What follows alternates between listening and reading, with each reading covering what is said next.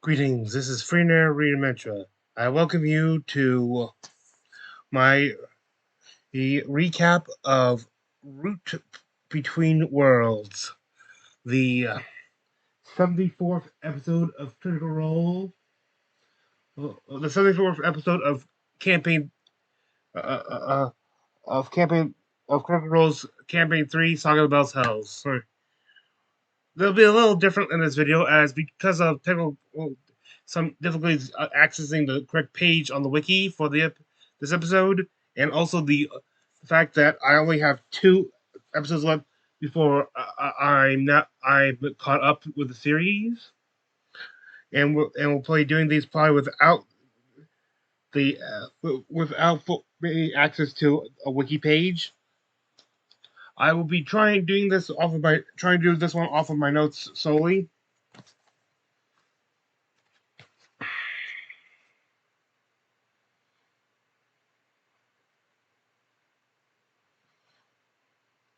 Mm-hmm. Okay, and let us start. And when we start, uh, we see the current cast of Critical Matt Greenius as well as cast of Critical Role, including Sam, who's in a suit. We start with their first ad for Mortal Kombat 1, the game, with Sam being playing the character of Sweet Sam, a personal injuries lawyer. I could already see where this is going, but honestly, I did not. It was kind of considering all the brutal finishers and stuff in this game, in the game, and stuff like that, and things. It actually seems kind of fitting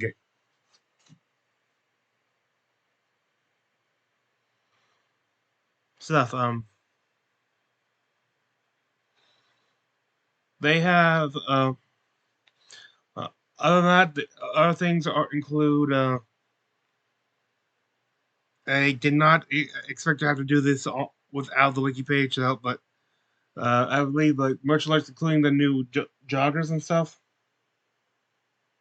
Yeah, so you could just go if you want more. You could just look up the intro, the first bit on Critical Role. Oh, like the link will be in the description for the episode. Then after that we get into the intro and recap.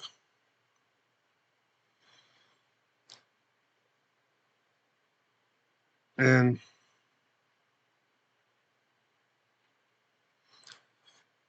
stuff as enough as and they're now at the border of the after escaping the cave. They're now at the border of a vast jungle like expanse. Mm-hmm. And with being more into the interior island away from the ocean, it's the fog is thinner across the 20 to 30 mile expanse. So with the far off mountains,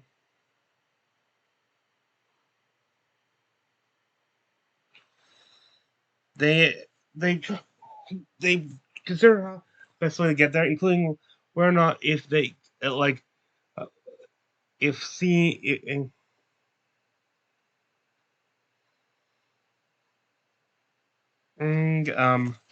is if you could just see something, it will help be it will teleport there, which it can. It would definitely help you know your location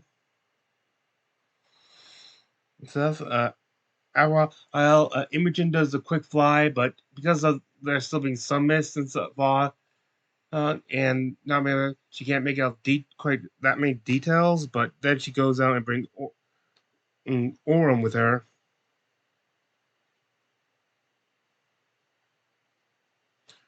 stuff. And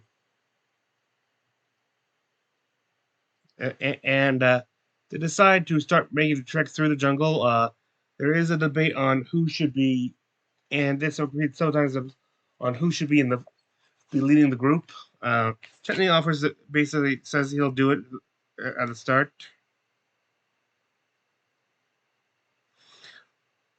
Though I think they discover like through Lucy's stats that Fern is actually has the best survival bonus boost.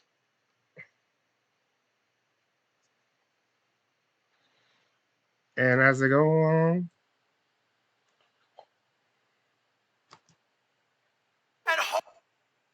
like I said, Homelander. Yeah, like I said, he's basically doing an ad for that, but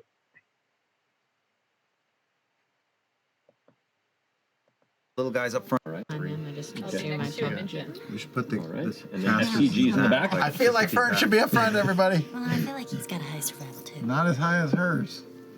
A high what? You can Survival? he's Is it in survival? Oh shit! How did your survival get so high? I don't know. I love a it's survivalist just by like dumb luck. yeah, Survived all this time. still fitting for this group. Still I've fitting. known a few people like that, actually. Those trees look pretty groovy. Like Harley is definitely one of them. Yes. Anyway,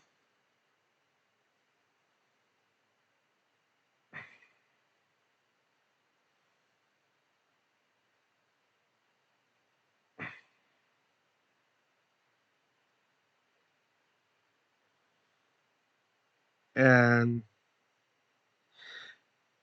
I believe they're looking at that as well. Lana starts looking at what they've got, like specifically the charm or amulet they got, which was made of the woe steel and the scroll lines. And Lana, thanks to switching out her Eldritch invocation when she leveled up, and that's another thing. They are now all at level 11. I've seen no videos and stuff like that. I might have to go back to previous episodes to check the end of it, see if they actually roll for stats. I know there's like a few, like a couple more minutes left, and they could have done, but there. She uses her new invocation, the Eyes of the Runekeeper, which allows her to understand all written language or something like that.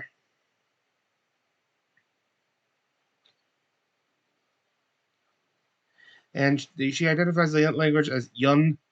I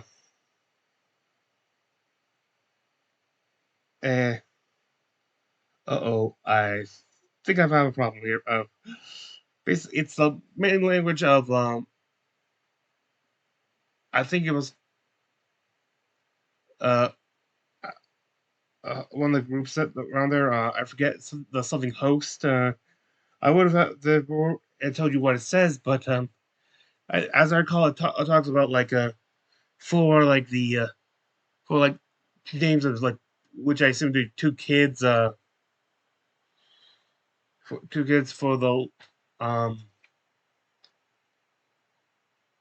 for relief in the cycle of destruction and renewal for something for a lost father and stuff, something like that. I didn't write that down. I said read the wiki.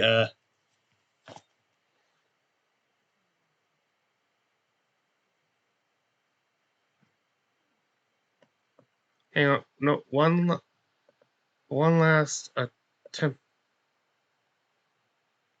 One last attempt just to.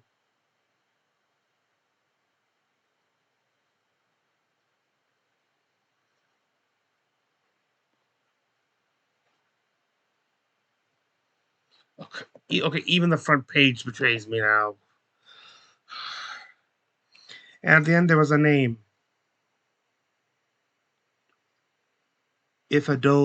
Ifodola, which we assume to be maybe the person who had this.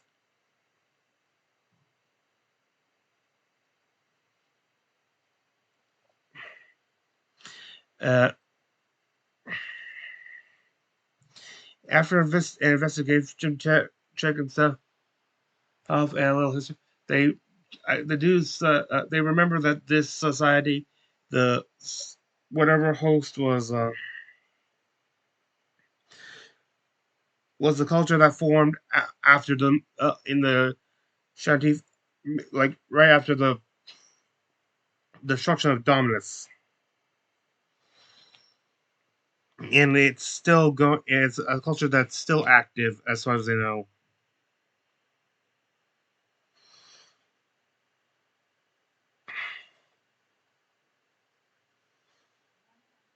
Good night. Anyway, the cult. Anyway, they start heading more through the jungle. It very vibrant stuff. They didn't know that there's like the fog is like sort of two layers. That there's like the on top layer of those and very thin, and then a slightly thicker but still very thin more layer that's like just like 2 feet off the ground.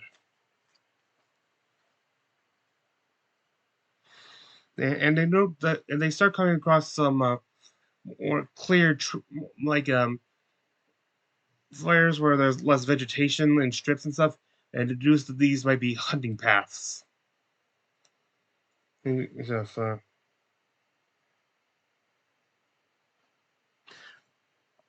especially since they seem to run, well, they're not exactly straight, they seem to run more parallel to each other, like indicating that there's some sort of sentient, sentience, higher sentient life in on the island.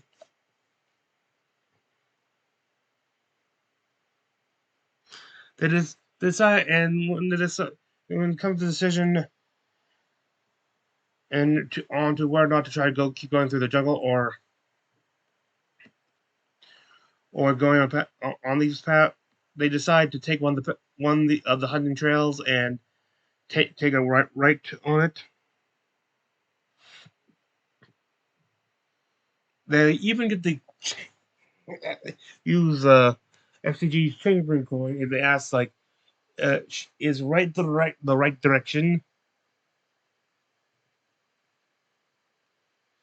And flips, and both the actual flip and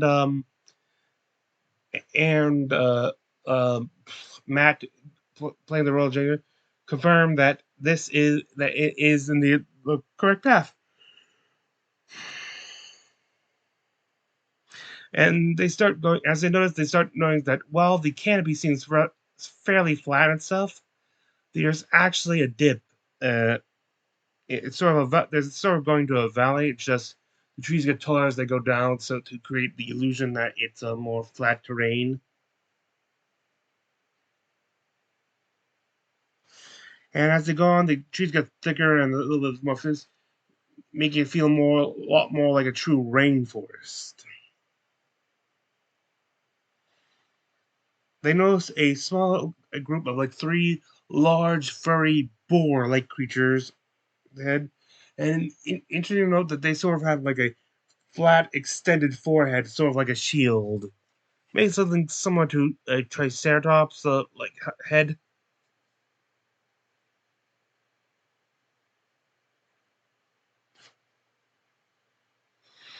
And with the original, Fern decides to cast Pass Trace to give him.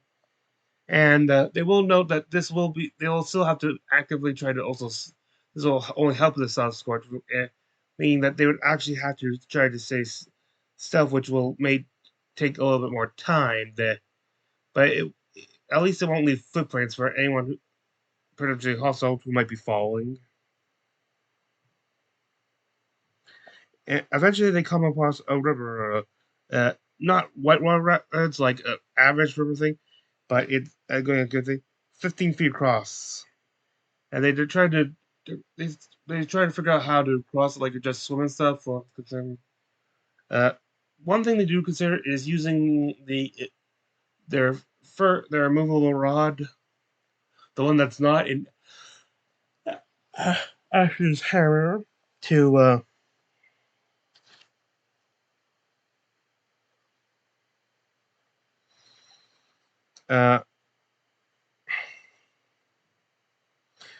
to try to have Orm like jump off and sort of place it in the middle and use the rope to swing across, or or he actually somehow made it all the way across and basically they use it as a tightrope. I think that's eventually how it goes.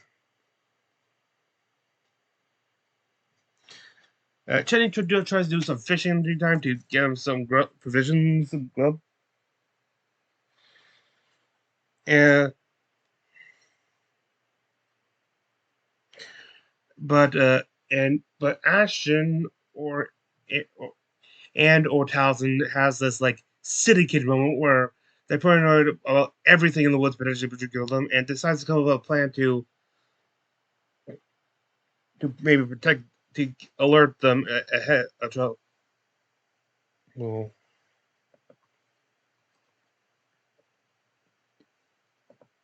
And you don't just like go idle when you're not being used, right?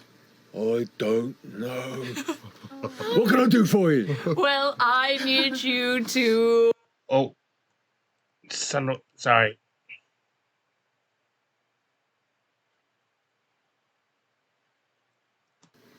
Can we get Pate to do something for me really quickly? Sorry, more early.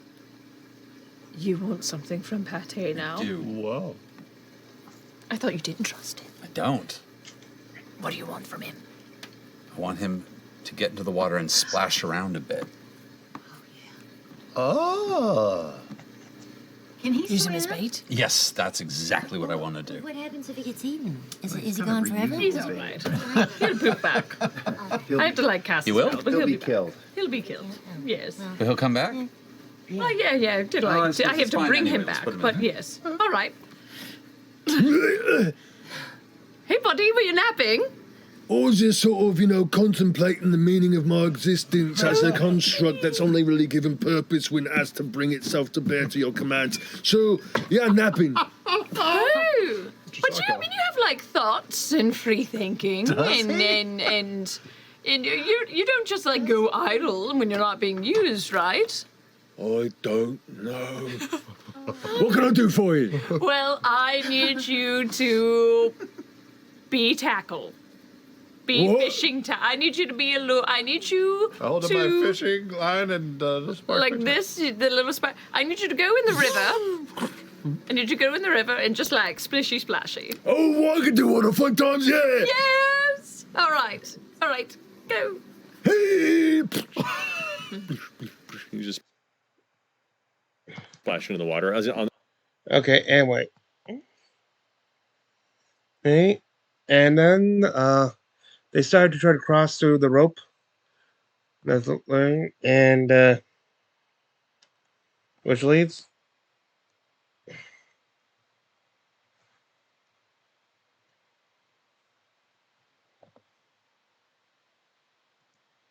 Person in my mind. So you're acrobatic? Naruto, run!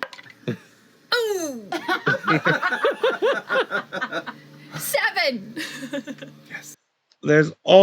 I would say there's a reason why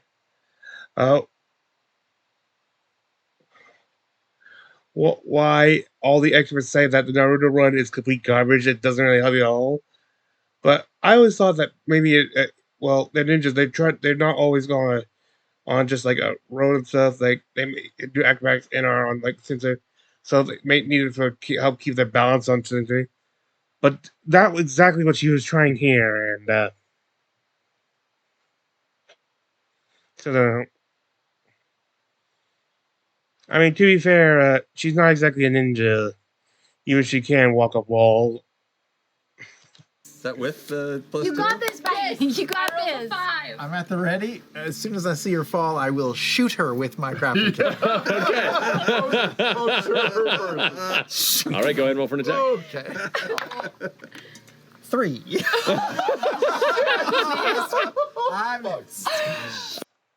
Okay. Anyway, as they all cross and stuff, alerted by the sunset and the special, suddenly, emerging from the water, this large, fairly rather entity comes out. This creature, a hippo-like creature.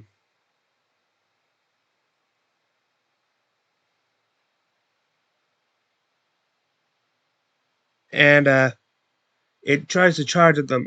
F.C.G immediately call.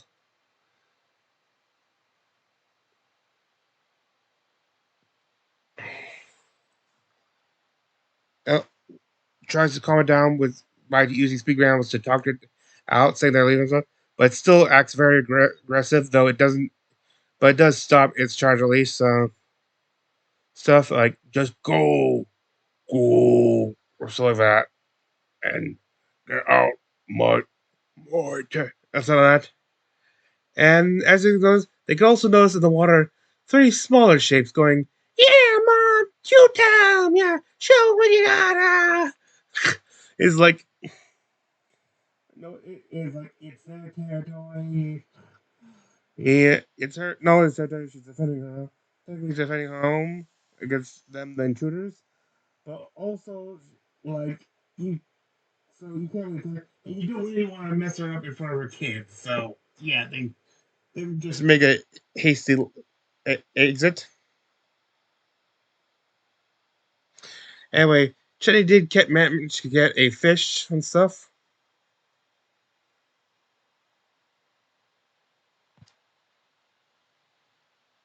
And there is discussion about what is current ingredients of.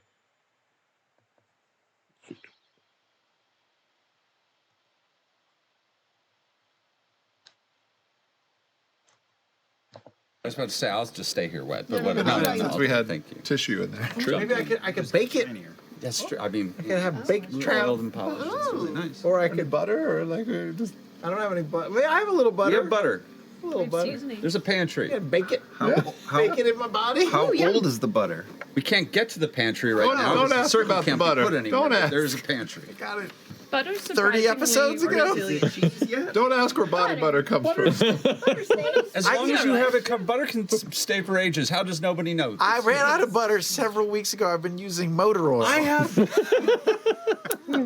Is that all right? That explains why it's moving so quickly through the I'm pretty system. sure it's basically Crisco, so it's fine. Yeah, castor oil.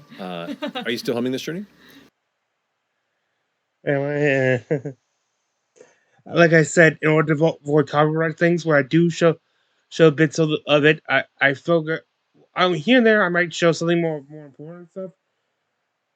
Sometimes by accident, because it's somehow goes there with my really target, which is comedy, pure things like and stuff I can't just describe to you. I have to let you see them deliver the joke, and also have their reactions.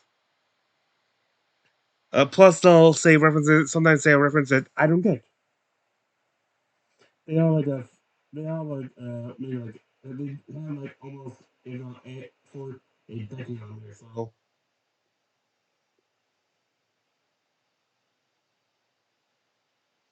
anyway, as a keeper, they decide they might want to take shelter from there and stuff.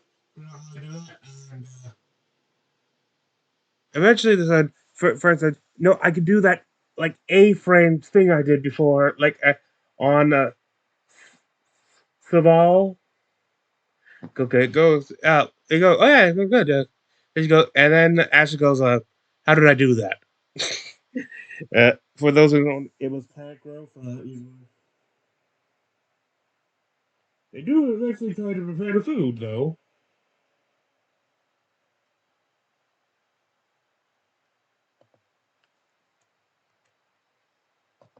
Not from your experience, no. Think you can walk it back like at least an hour? It's trial and error over here. Yeah, great. Create some fine where it's just no light and that little glimmer of faint blue above the surface. Yeah. It is about a couple hours into cooking this, and you create some fine fish jerky. It's a little dry. Yeah. Yeah. It takes a lot. Honestly, it's not bad. Yeah. Anything I've weird had in worse. displaying of this Salty, fish? little Meat dry. color, blood, insides, anything strange? Not from your experience, no. Think you can walk it back like at least an hour? It's trial and error over here. Yeah, great. I'll also say we're gonna have to clean you out real hard Yeah, before you we bake smell anything. Pretty right. Stink. That's gonna be fish. some vinegar and baking Don't soda. say. My lower parts sort of smell like fish now? Is that what's happening? I know. We're literally setting him up for the worst. Why did we do this? My- God That damn it. My is, hot hole I'm smells sorry, like that's- fish. That's the breaking. I take responsibility for this one. I'm so sorry. I didn't see it coming. Bye, Matt. Really feel bad about this one. Shit. The show's over. See you guys. Oh my god. He's just gonna do a lap. Critical Role shockingly ended mid-campaign 3. Hot hole. It's been a great 8 years. Yeah. Everybody. Wow. Nope. Came to a head right there. Landslide. Sublime!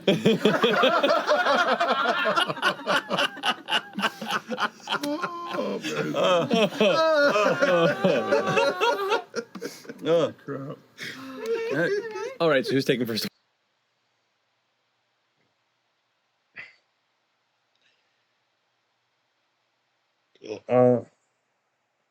The spectator watches, and as that goes on, they sleep and stuff.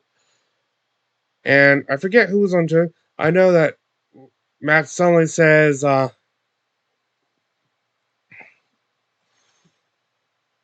it says, Lana, he goes, I'm just sleeping right now. Goes, I know.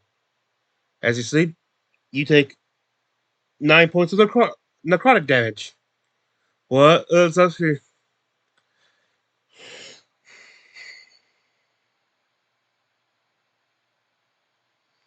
Just to sleep, I'm sleeping. There's got a lot of confusion like in that stuff, and they'll talk like she's trying to figure out target because she knows she gets like not that she's leveled up, she's got extra hit points and stuff, and but trying to figure out how that works out. And I was like, you're using D, and me, and some of the other crews like, you're using D&D Beyond. It automatically updates you on your total hit points.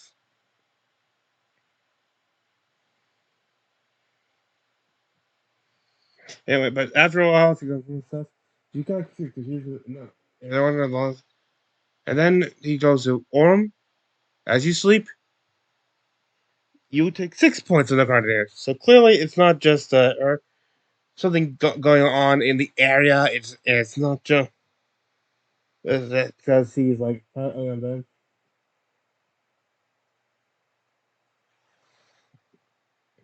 And as whoever goes, I think it was Chetney on one. Yeah, it was Chetney. He comes down. He notices that there seems to be movement of dark. Something launching. He immediately like nicks like the side of his leg stuff with a chisel, acting his crimson light, or like his right, the flame right, and lights up the area with that, and sees several long, thin humanoid like shades, like elongated, like elongated versions of the screen killer. And transparent around them. They're not acting immediately hostile, but they were seemingly. He quickly works with the others, and Lana and Ormond, they feel very cold right now. Ingen does a quick detect thoughts to see what's going on. He doesn't really detect thoughts of them, just this, like, specific thoughts, and just an overall sense of yearning for heat. Well, as they take it, they also take damage, so. I feel like this is very similar to like the Captain Novus.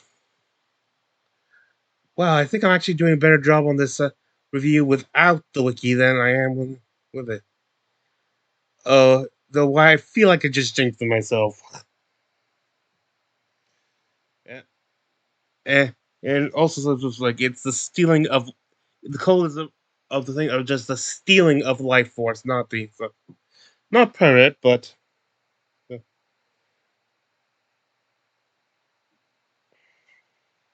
Oh, I think what was also confusing was also like whether or not the loss of hit points will be reflected in the morning before, because this was before we found out that something was in the area actively stealing. in life, and she was wondering, like, when she was trying to take away from the long rest, what would happen.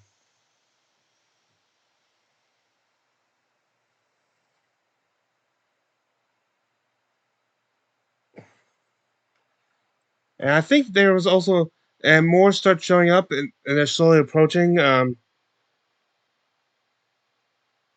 I think Lana uses a precision to create a little flame and stuff, and focus on it. But they seem to focus not on it, but on her and Orm specifically.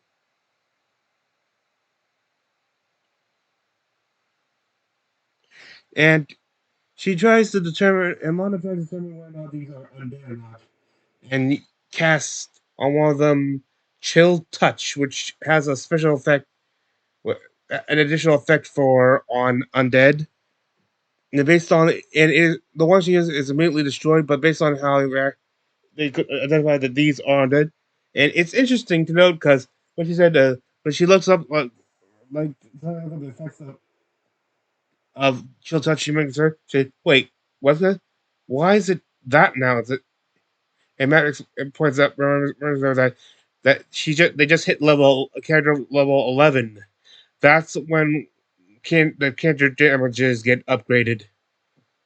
She now has like a 3D whatever and he points out also which means she'll now be able to cast 3 Eldritch Blast.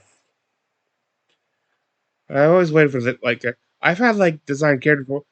I just characters before, including for extension ones who had like pack magic.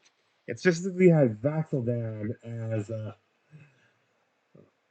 as a patron because I figure like since he's now is more like figure in a higher up figure in a system of worship, like a champion of gods, like the right hand of her shepherd for for the soul's passing. He's probably powerful enough and big enough a character to be able to form a warlock pack with. And at this level, said warlock would be able to go Eldritch Blast, Eldritch Blast, Eldritch Blast.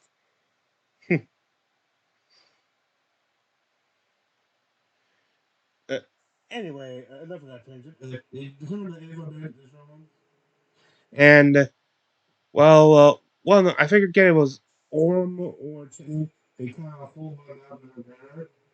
F.C.G activate channels the divinity and turns undead, and sending them fly. I actually forget if they were just sent away or if they were low enough to actually be destroyed. Right.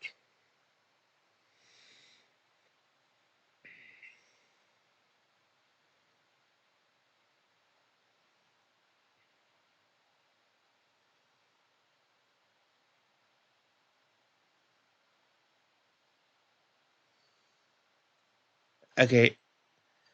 After that, the day passes. They all keep going. They can still see more of them in obviously, and have to keep alert. But that passes us, and they continue on their trek.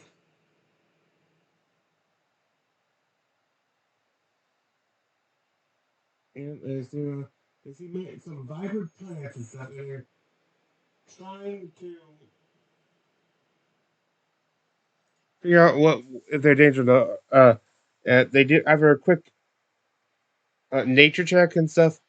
They remember that in nature, there's two reasons for bright colors and stuff. One for like more flora, one for fauna. For fauna, it's like usually like a warning, like I am poisonous, don't eat me. If you mess with me, you will have some form of consequence. However, for flora like this, it's more like a welcoming to something.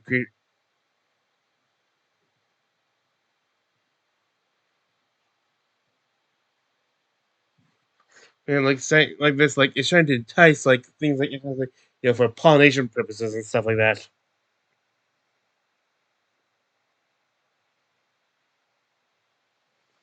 Uh, well, hang on.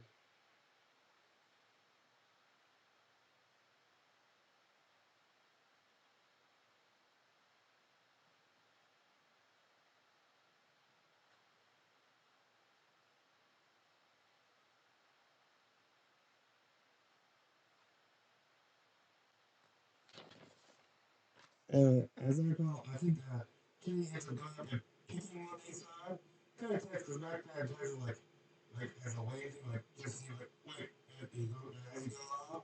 He's expecting the basically kind of strings along, but she takes the flower and kind of tries to woo Fern or something like that. And around this time, we actually get to see Sam's what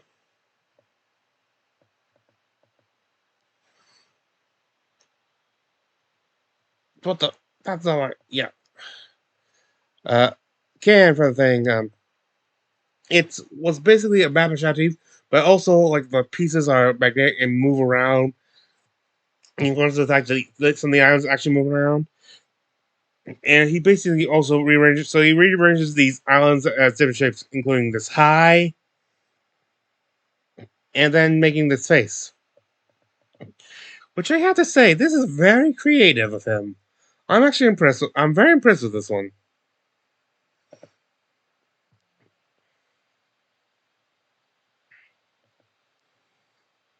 Actually, we'll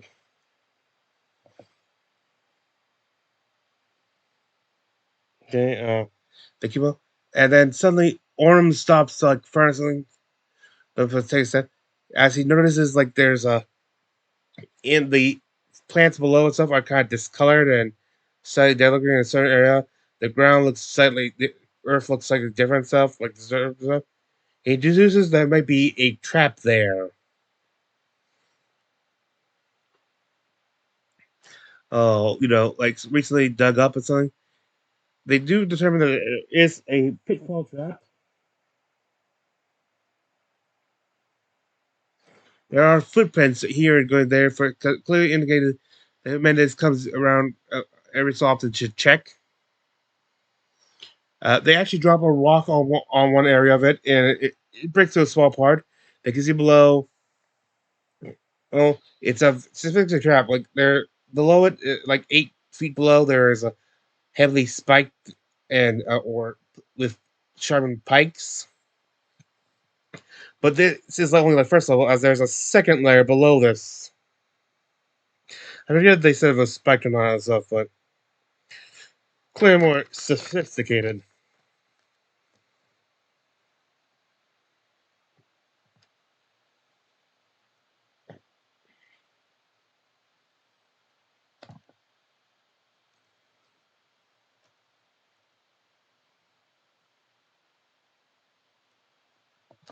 Yeah. Fern could do a little plant growth. Come on, fish cut grass. Let's go.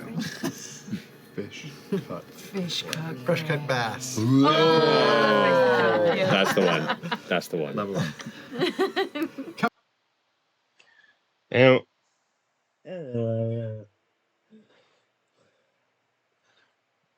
they keep going on, and they find more and more traps, though of different varieties. Like there's foot snares, that stuff.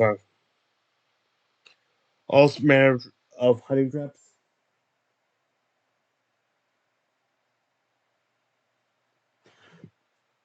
Fern's kind of just Fern actually claims that she's kind of familiar with traps. As her Mori as Nana Mori had traps all the time, and that is that where all those rabbits that's oh no, they just suddenly appear something like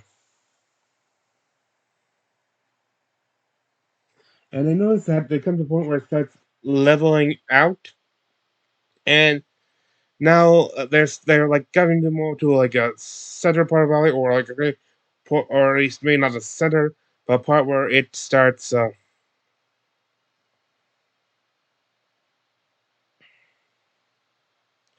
It starts to elevate, like it climb, like they're on the other side of the dip. They try to at this point they start realizing that they don't actually know where the exact spot on the island where the tree of entropy Ivan Trevere is.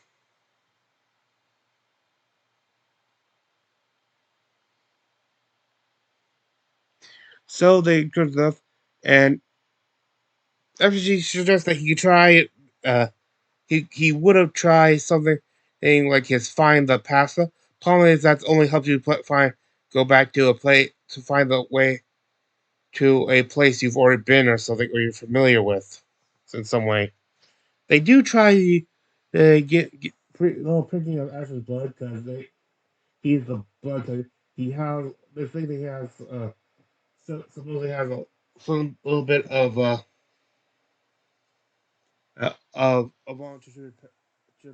powder in him, but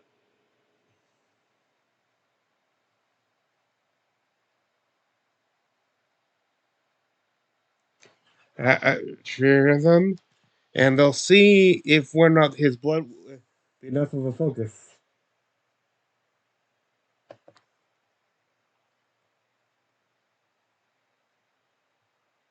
Prepare the ritual, focus, and open yourself to the guidance of the change. He's there's a there is a big one sure, I could just I don't I could just wait to get back a 6L spot. Like at this point, this is like a spell of the highest he can perform right now.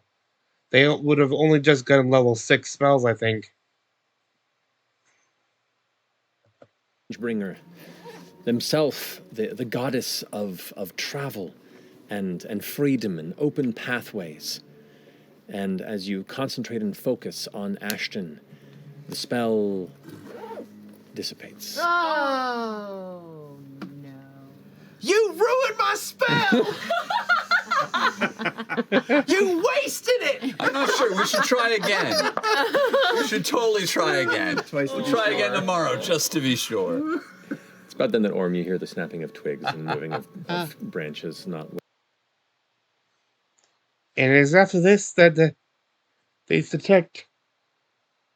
This is where they detect other presences. They see off of they. This is I think specifically Orm doing it with his like 30-something passive perception or something. 5 figures approaching, but not some of them not directly. Like they're specifically fanning out to take up positions and stuff.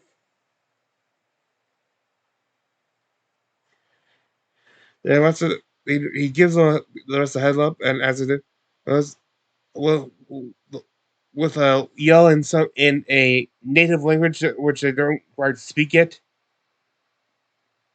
They jump out at them, raising these bows apparently made of woe steel stuff, and they start shouting at us in a different language.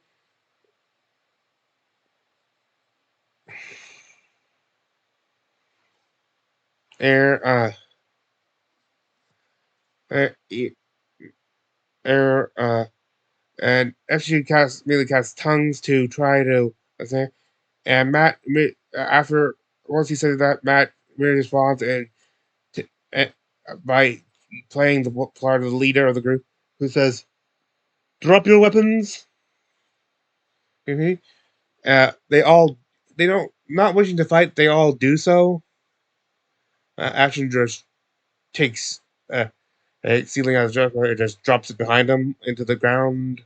Chetney specifically lowers his arms to his side. The implications of that. As their break starts. Oh boy.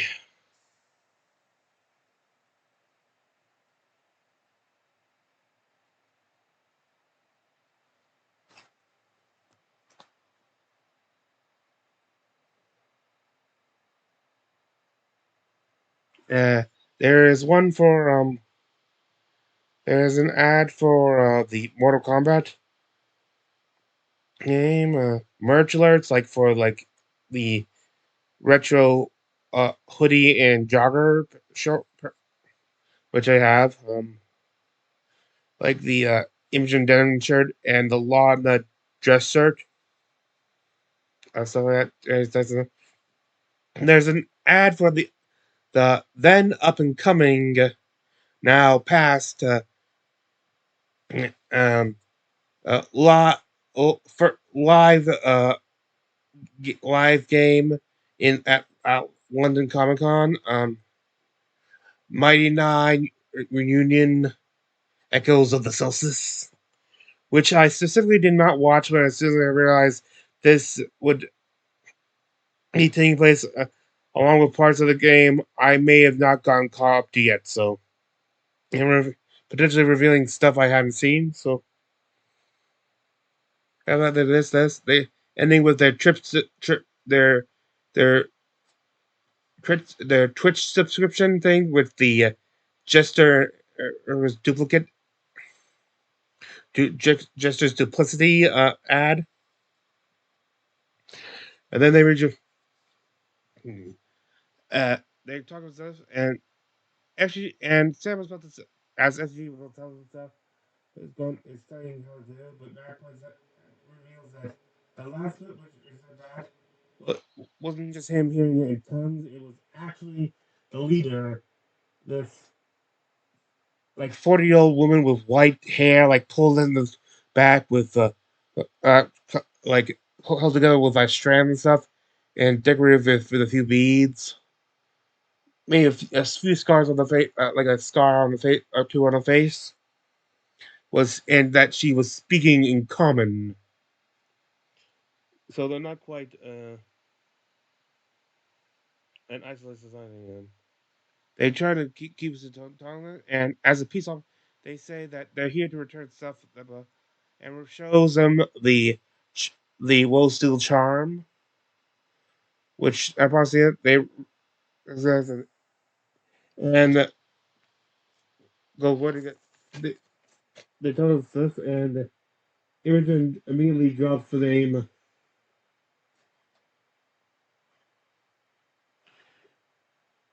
If oh if hold up if Odola, which and which is which the leader states. If I think they specifically do not hear what her name is. Like they are intentionally mysterious in this encounter. To be Temu's father. No idea. They don't identify who Temu is. That stuff. Showing stuff. Uh, Ashton says he is of the Ashadi and stuff, and this is said if they know Kiki, and these people have no dealings or have heard of either. So, however, they have heard of Girana the sorcerer. They does this. They say they reveal that they also have other things like weapons and stuff and other gear from their that like will still that may belong to them. They asked, "Are you grave robbers?" And is it a no? They tell them about their encounter with that worm entity and how they found him in the nest. And he said, because and because they help return these, so they could probably be used to help mourn and remember the fallen. They will not uh, hinder or prevent their journey forward stuff, it's not enough for them to openly aid them.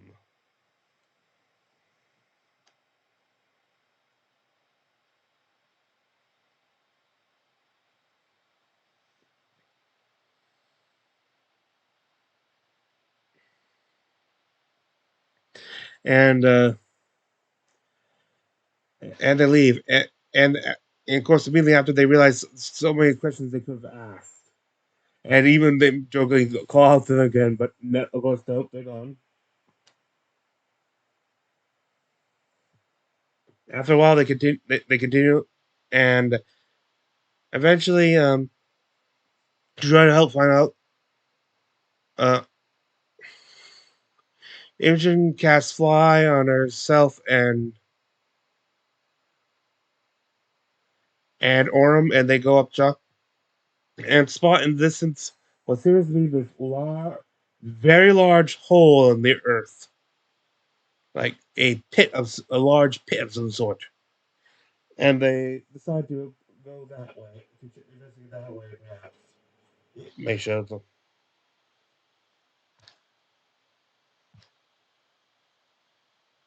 Or I could just let them. Damn this touch screen.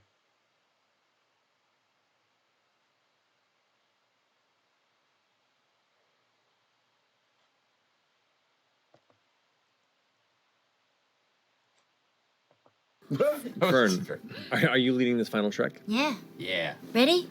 One more survival check. Is it a hot hole? Oh, Like kind a of like cold a cold hole. hole. Like a dark hole. A misty, moist hole. Guidance. I hate all of this. The whole thing. Everything about it. I quit. You have to go through a gap. Oh, it was almost something great. I know it was. Okay. She's got this. Did you do it with advantage? 30, 20. Chet's helping dirty you. 20. Oh, okay. It's a dirty 20, but. Oh, that's. Well, anyway, they got that.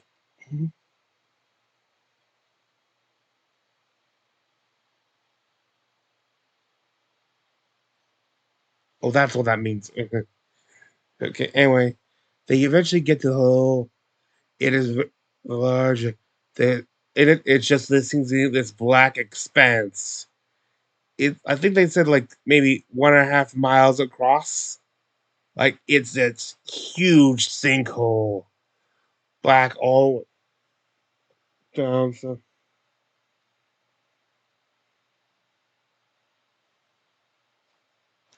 uh, they decide to try to throw something down.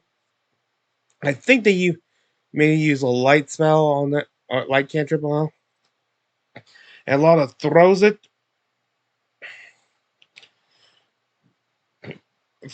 with her like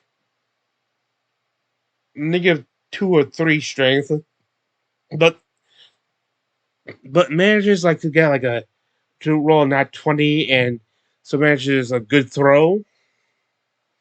Matt does point out that if it had been like if she had actually rolled like a natural 1 or something, and she probably not only would she not the rock would have been gone in the pit, but she would still holding it.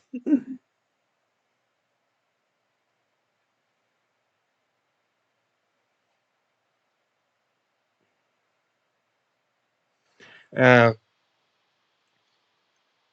and their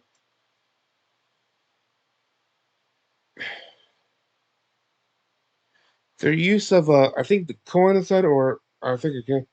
Actually, I think it was the coin, which doesn't make it because I think they already used it. I think they already used this feature stuff, but I think they used the coin to charge and stuff like.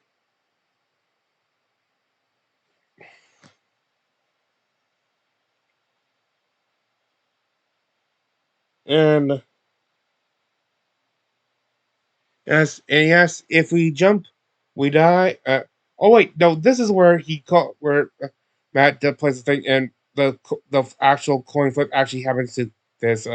He said, "If we jump, do we die?" And the answer was tails. No. And so all together they jump in stuff. They keep going down. It's still black, but they can sort of make out the walls and to the sides of.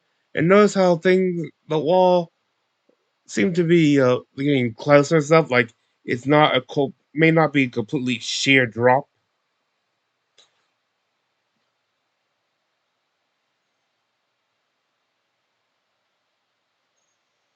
And then they prepare their landing strategy.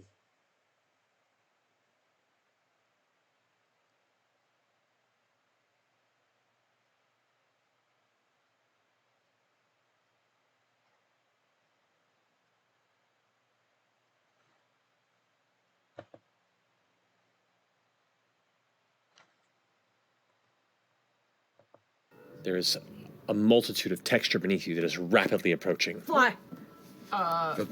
Like the floor? With texture beneath you that is rapidly approaching. Fly. Bye. Like the floor? Yes! Featherfall. Okay. Featherfall on who? It's flat. Oh, wait. Ashton, Orem, F.C.G, Oh, yes. Laudna, Chet. Okay. Chuville. Fly. All right. Then drop. Shoebills are flight birds, right? Yeah. Good. Penguin. I'm trying to look. Wait, I've used the shoebill before. Can Ostrich would be great because it'd be Well, I mean, I'm doing giant eagle, but I wanted No, it to look like they a are not shoebill. flightless. They have an 8-foot wingspan. phew. I just wanted to double check. That would have been amazing. Proportionally, they're odd birds, and I just wasn't sure. And that would have been amazing. We would have had a second goldfish. I just love the cadence of fly, featherfall, shoebill. It's Lip shit. heart. There they go. And as it lands up, they come across not solid ground, but a vast canopy, which seems to be an endless amount of expanse of, as far as I can see in all the start there, of these jet black leaves. They were showing they notice like they can see like some of the branches and stuff which are maroon black colored stuff, but also very thin and like they sort of more like split away from each other.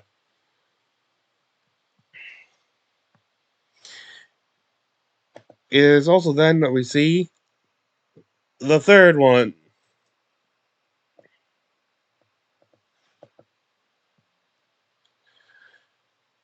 And I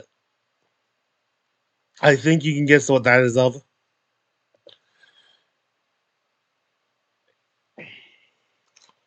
But supposedly there was a fourth one, but I don't remember seeing it.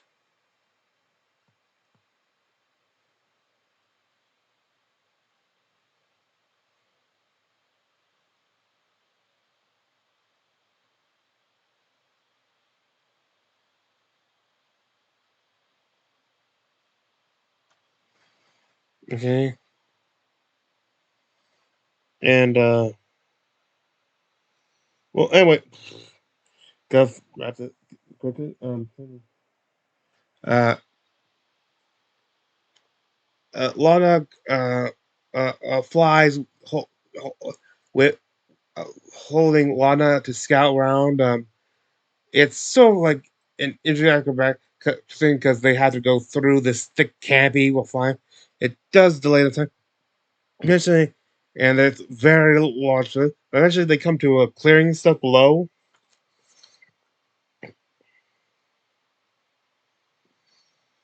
And there are thousands and thousands of different objects, like pieces of clothing, armor stuff, weapons, decor stuff, all manner of items below on the ground.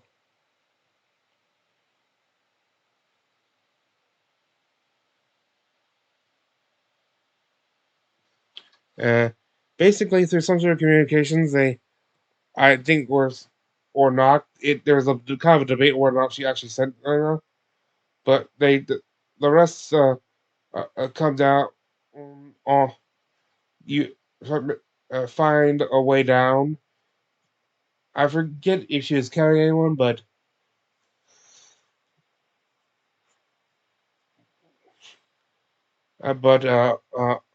Fern, still in her shoe bill form, got pachinkos all the way down, taking a little bit of damage, as I recall.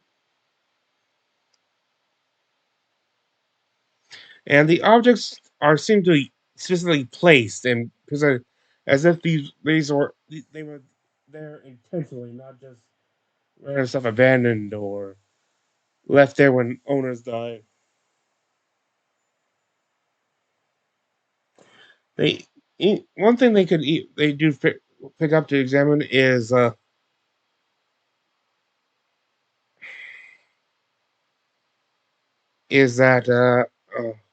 is this small wooden bear toy kid things and using grim psychology he detects dark truly dark Chetty didn't know truly dark things, but rather like it being placed here by an old soldier who, as acknowledgement of his loss of his innocence, something like that. Then Ashton goes up to the tree and states that he's Ashton, blood of the Titan, blood of Titan, and smears a little bit of blood onto the bark. There is a rustling around, the sound of creaking of wood. Uh, like the sound, like branches and stuff seem to seem on this tree, which of course is Avantravir, seem to bend and curl into some sort of shape and stuff. And as he looks, one enormous white eye opens above, uh, just above him, with a second one to the side opening up, and you can sort of see across the bark of the trunk this wide mouth open.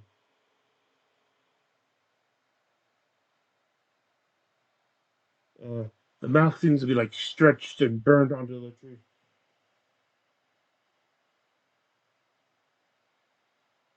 There's a frown.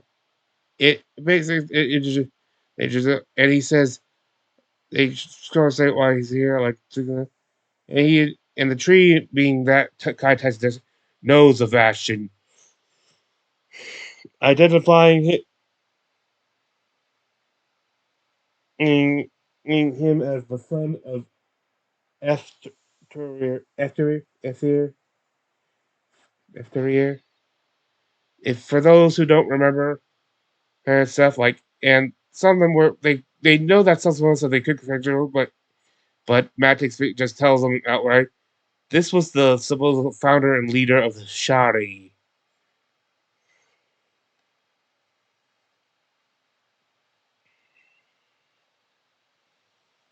Here, he came here looking with something like looking for a golden purpose of some of it as described and thinking that because of the hand dealt the life he was owed something, and he would see visions of his like of a potential future, his future and stuff. Him brings and to I mean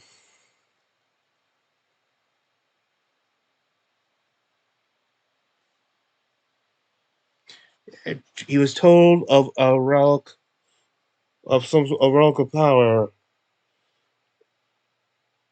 hidden within the necropolis of Toramunda. Tor- Toram, Toramunda. This relic, the sh- eh, the shard, a shard of Komort, the Empress of the Earth. For those and quick refresher, this is one of the two Titans who was being awakened during the events of Exandria Calamity. Who part of the thing was to release these things to help the betrayers against their battle against the god against the prime deities.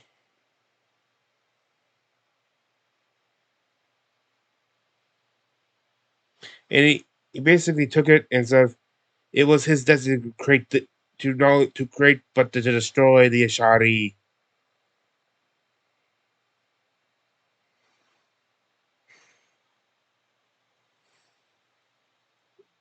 To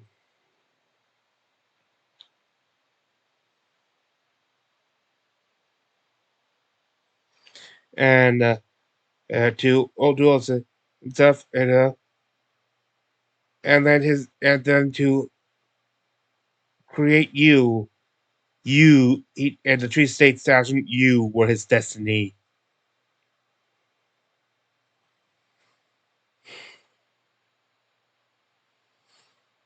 let's see. Well,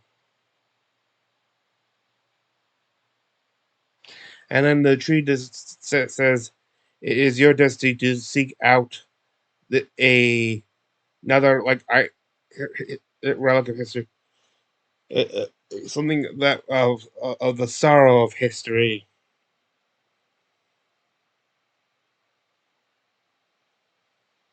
And they ask him if what you are Roger, because it mentions that Avantravir was the name I was given. It was not his original birth name, basically. So more like a title he was given, or epithet.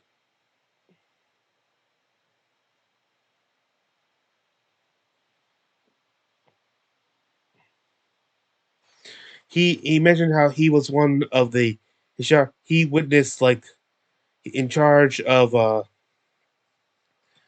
certain amount of it basically it's what was there for when it was divided a mountain was divided to create that would all be portrayed. Basically he was there for the create both the creation and the destruction of Avalier, and he tried to save who he could during the actual destruction of Dumbness. He saved a few and kept a few he did not, and kept many who he did not.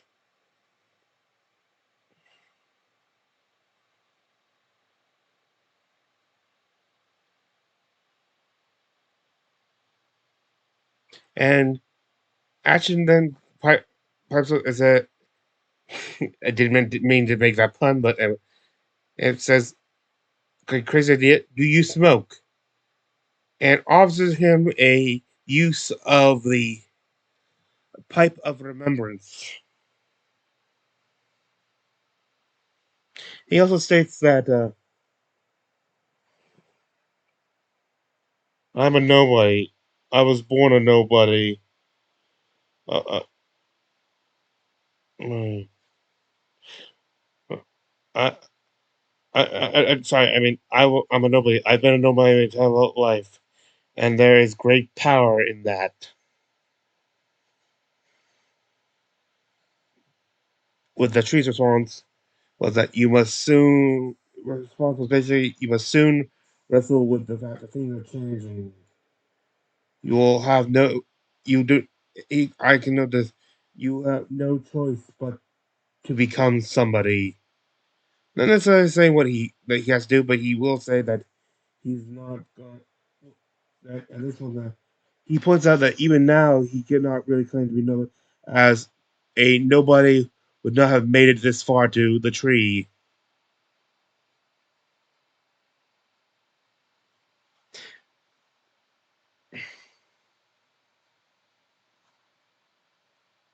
And this would happen soon. Then he tells them of the relic they must seek. This it's similar to what he was used to change him. The shard of Clamort. They now seek the spark of Rashan, the Flamehammer, the other primordial titan awakened at the beginning of the calamity, awakened and destroyed at the beginning of the calamity.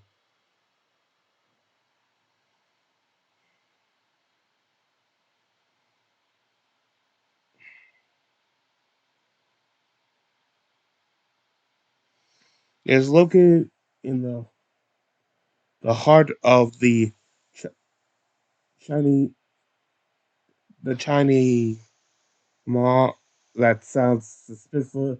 That's spelled Cynes for those who are wondering. On the island of Ix, oh, so, so, on the side of the uh, Athos Peak.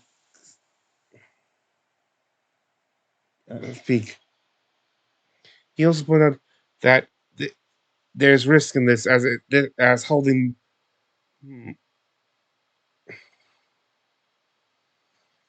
that having both the shard and the spark could destroy Ashton if he holds it.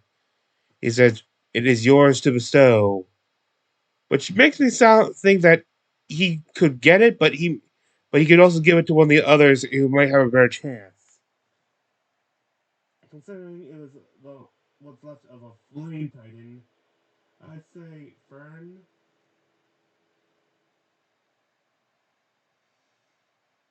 Though it kind of scares me to give someone that chaos that much power.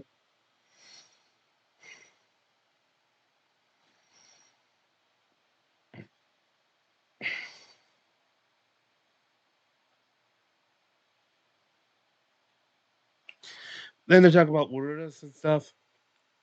They talk about Rudis and like what happened. And the tree says that says when it comes to the threads are coming together and into a tangle, and that tangle is you.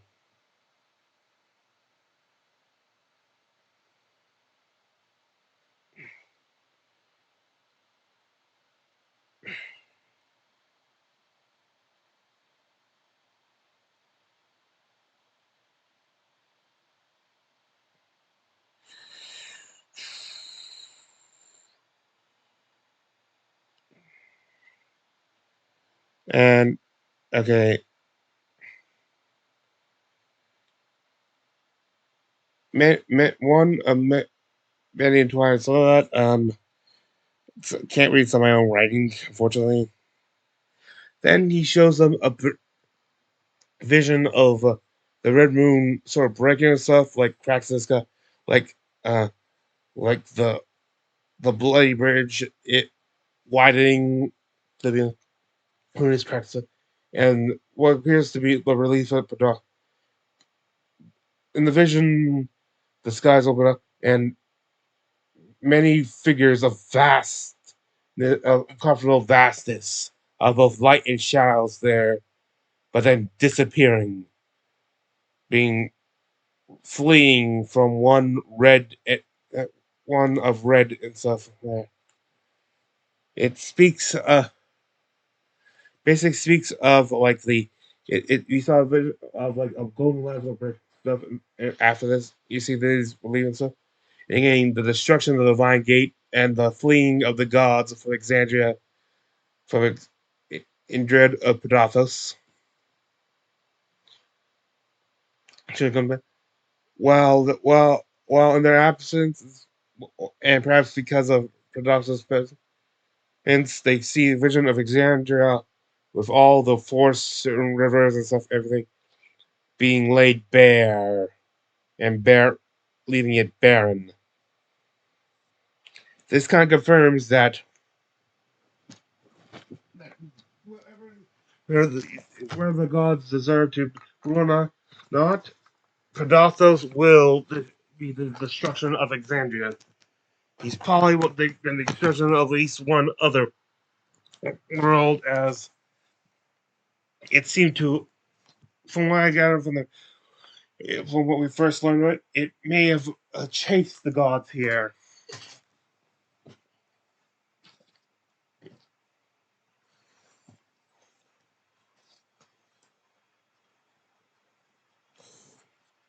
Then they asked, what about the Titans?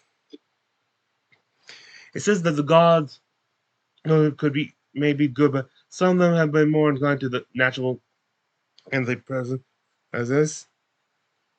But whether they are kind of at this point necessary at some point, imagine the Titans are gone.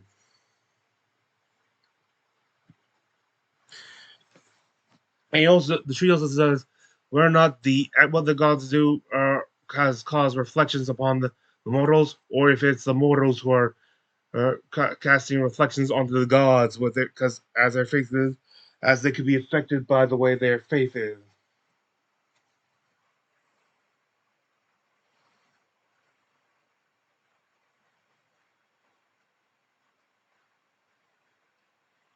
And that's how will they? And one of them and what then they ask the tree, when will they know if it's time?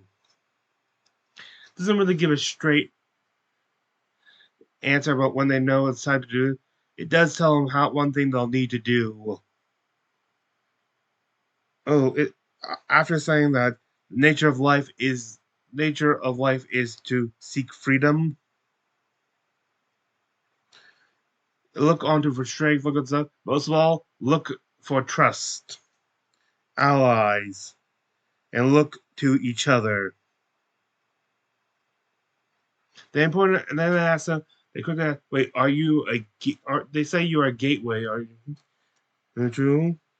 And that, it stops, it goes, but instead of watching, he said, you're being watched now. And in the light of the tree and stuff, and the stuff, they snow around, and they notice, now visible, a blue orb, which as soon as they notice, disappears. It is a note of a scrying spell. And I think judging by its reaction and stuff, we think we can know who cast it. Ludinus. It didn't say outright, but it's kind of implied that by the reaction stuff that they all think it's Ludinus. I agree. The tree is connected to the threads of fate, and the way it reacted to it being spied on, it clearly doesn't. It clearly didn't think whoever was scrying was an ally of theirs. It says Ludinus. It does say Ludinus must be stopped. And then to help them to, and seemingly also to help answer the question, some they see amongst one of the larger branch, some of the larger branches, a split appear, and through it they could see this mountain side and stuff, this snowy area, and they quickly go through it stuff.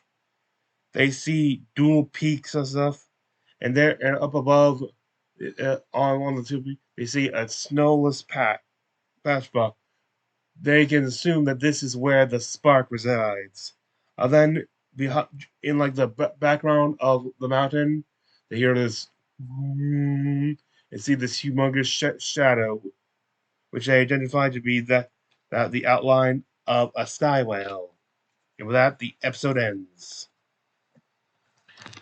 And with that, I now introduce my new home brew subclass, which I managed to finish while writing this.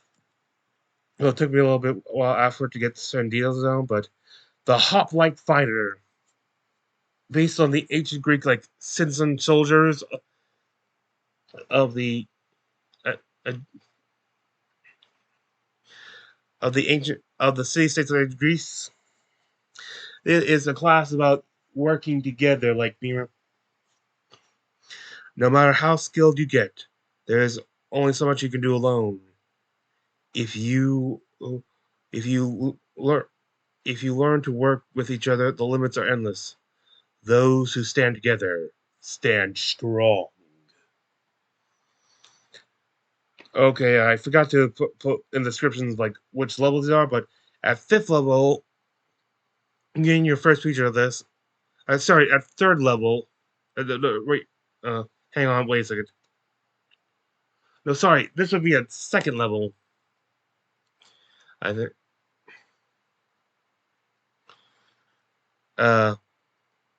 Phalanx formation.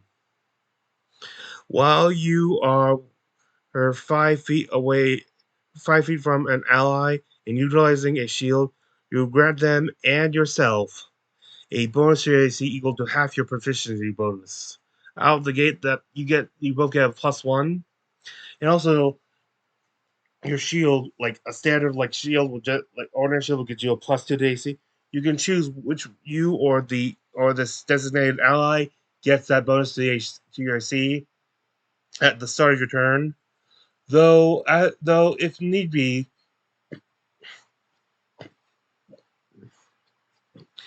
in a reaction to one of you getting attacked, you can use said reaction to switch who gets the AC bonus. Which one you get?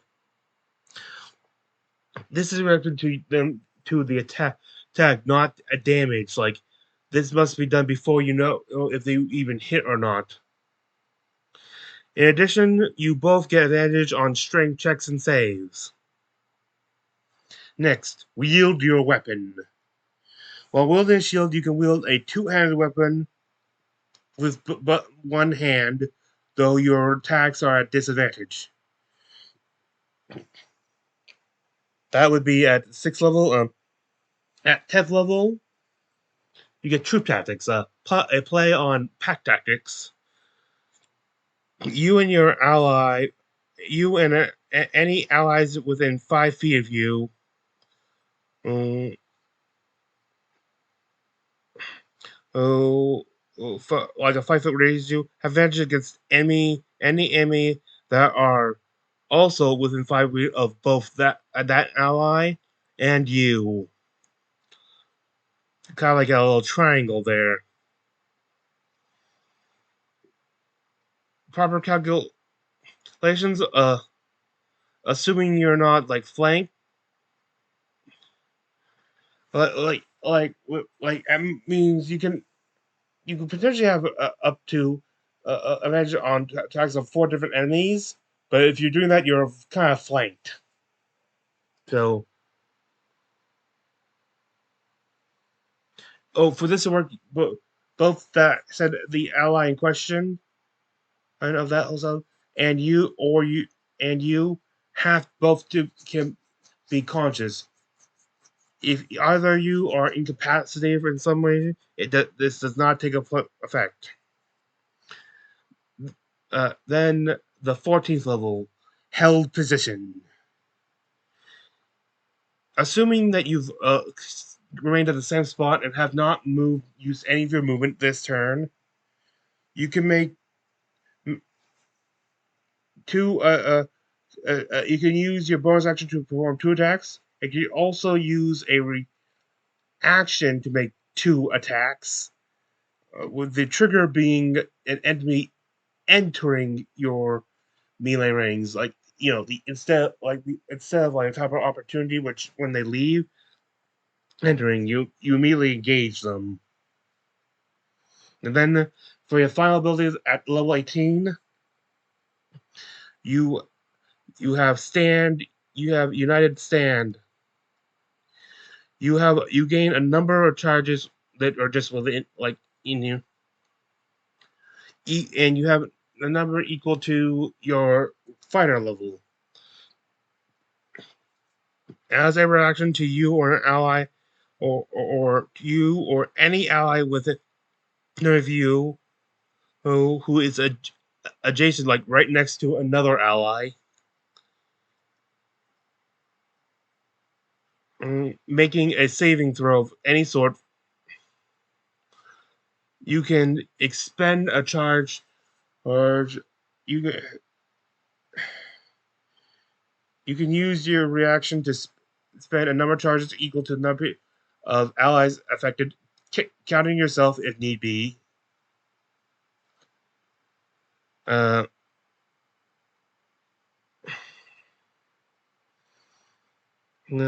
Be to and you all gain able to gain advantage on the saving throw. I'm gonna have to make a second version to update because it's supposed to also say you get all use charges up after a. Actually, I gotta figure out what type of rest I wanted that for.